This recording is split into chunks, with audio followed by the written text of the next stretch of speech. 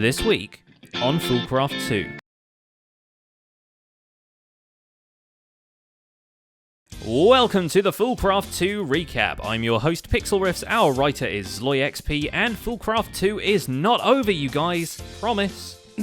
This is the week of Hermit Skies, so there's a little bit less Hermitcraft and FoolCraft. This is the FoolCraft episode of the week. Despite spending most of the week in the Skyblock mod pack that shall not be named, Iskall returns to his Wastelands base to lay waste to the concept of stone as we know it. For a while, the room looks better with the lights off, and Iskall rustles through his fool's bags looking for a Chaos Sword which may or may not exist. At least he finally gets his hands on Choppy McChopface. Welcome to XISUMA's episode 2. Thank you, dude, for explaining. This is apparently the best sword that you can get apart from the Cosmos Sword. We popped that last time. After a lot of tinkering, some crust shifting, and some more painted glowstone, the walls and ceilings drip with veins of Iskallium. We're not sure if Iskall puts all the caution tape down as a matter of health and safety, or just because it looks pretty, but either way, the results make quite an impact. I've spent a couple of hours at this, and I am so happy I have. But no matter how powerful Iskall's weapon is, he is but one man, while XISUMA can now provide enough OP swords to outfit a small army. Well, you probably don't want to mess with me right now. I've got a lot of weapons on me. It's kind of ridiculous. On top of that, his netherrack compressing super farm has been working overtime, and all that effort finally pays off when the super contraption provides him with a grand total of 2 nether stars. Go figure. Gathering several million netherrack to avoid fighting the Wither actually takes a lot of time. We have enough to make 2. Boots or some sort of mod that gives you nether stars.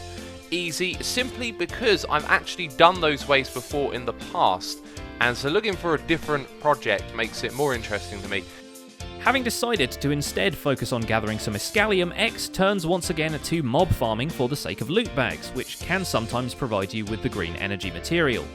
Originally, the plan was to skyblock it up and curse some dirt in the end dimension. However, that proves silly because only Endermen show up for the grand opening. See you later, guys. Off into the void they go. To play it safe, XISUMA goes back to basics. It's time to once again slaughter an industrial amount of slimes for the precious loot bags mobs keep carrying around for some reason. Literal rivers of blood. And here it all is. This is essentially the base of our farm. We have this congealed blood channel stuff right here. This is great. This is like a single piece of water and you can choose what direction you want it to flow in. But no Woot mod for now. Leave that to the hardcore SRS team. Speaking of which, Good Times with Scar is back at it again with the buildings and the blocks and the making of one out of the other, taking the long routes to make a beacon in Minecraft and chiseling and bitsing some finer details into connected textures, because you gotta keep them separated. But see how it darkened it? Fine, let's do it on the top. There we go! Problem solved. So, that's one place for you to go if you ever want to crash your plane. On the downside, because, you know, it's literally below the thing, Scar pays a visit to Rendog's power plant and admires the safety precautions around the place.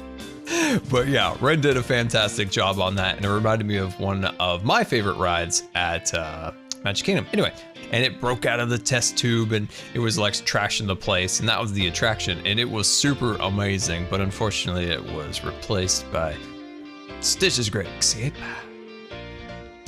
Not salty at all. Not at all.